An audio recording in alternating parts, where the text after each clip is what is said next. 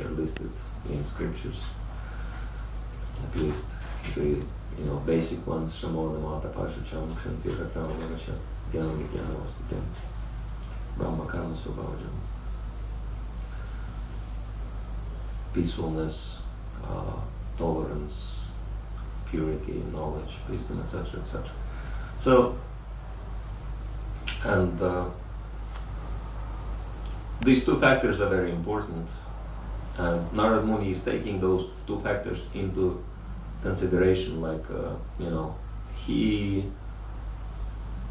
actually knows how to act for everyone's benefit, and even though the punishment is very severe, as we discussed, like to stand 36,000 years on one spot in a tree body without even having tree consciousness, having human consciousness, that's heavy.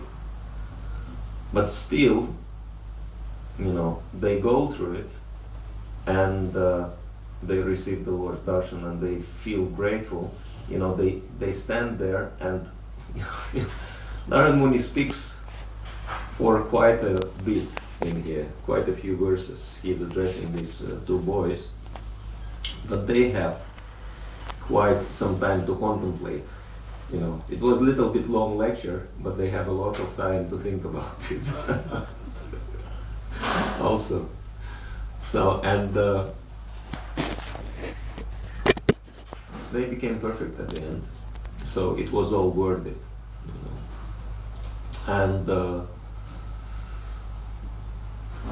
so these factors are very important. That Narad Muni knows exactly what he is doing, and these boys are actually, even though they are degraded, they completely forgotten themselves, and they, completely lost it, as we say. But still, they had the capacity to take it on board in the right way, and so it benefited them.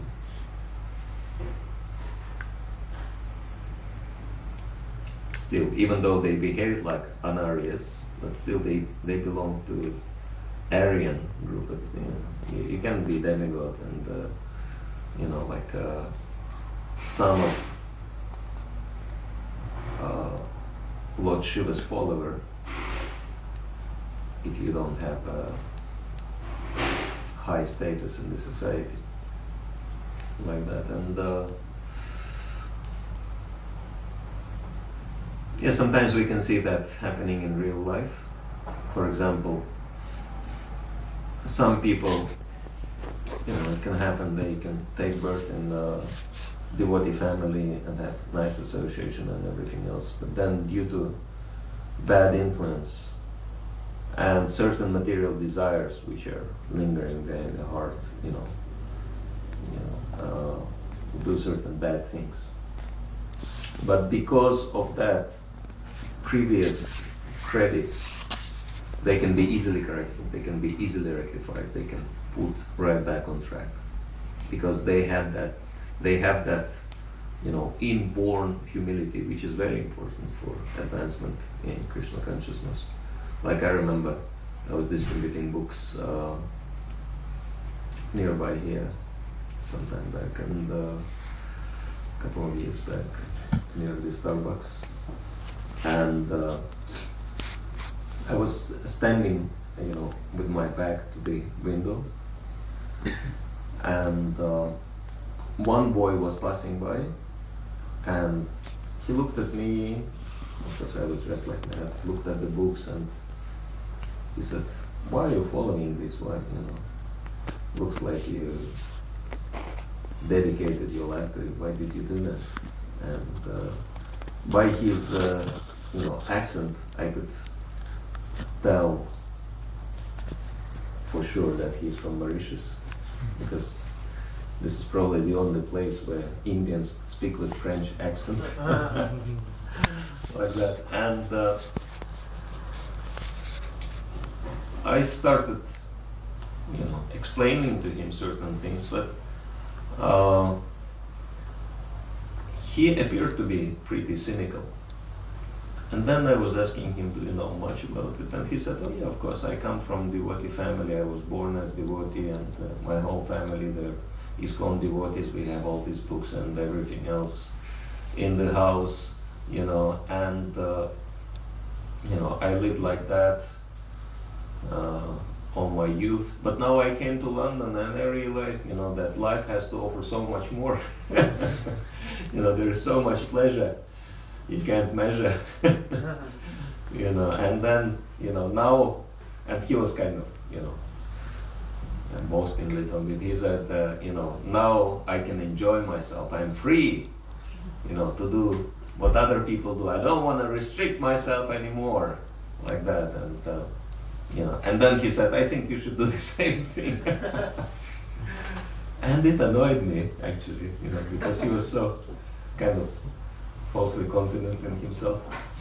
And actually I got a little bit angry, but somehow I said, you think you're enjoying with these people? You think this is enjoyment? You know, to eat piece of somebody's dead corpse, that's enjoyment. Or drink some poison, that's enjoyment. Or other things, that's enjoyment. You know, and I said, you live like a human being your whole life, and now you want to live like a monkey. You know, you want to enjoy like a hog and live like a monkey. You know, become a plaything in other people's hands. You know, they just fooling you around, and you know, think this is a great thing to do. And he was a little shocked. And then I said, you think you are happy, but you have to look at yourself, look at your face, and see if you're actually happy. And you know, because he was facing the window, I said, look at look at yourself. Are you looking happy? And he didn't know what to say, and then I said, you know, if you continue like that, you'll really get it, you know, you'll really, because, you know, other people, they do it out of ignorance. You do the wrong thing, knowing that it is wrong, so reactions will be much more severe for you. You just wait till it happens. And then he became like really scared, and he said, what do I do now? I said, here, temple is just around the corner, run. And you know, pray to Krishna. And he actually went. I don't know what happened next, because I carried on my book distribution. But then I was thinking, you know, that it could only happen because that boy, he was actually sincere, because he had that, you know, high pious credit. He just got a little bit bewildered, and it took just, you know, few words to bring him back to proper consciousness. So that's the advantage, you know, especially those who have good fortune to come from Indian background, which is still, even despite of Kali Yuga influences, much more pious than Western background. So that's the, you know, that's the advantage, you know, which helps one to stay on track much better. And of course, here Narad Muni is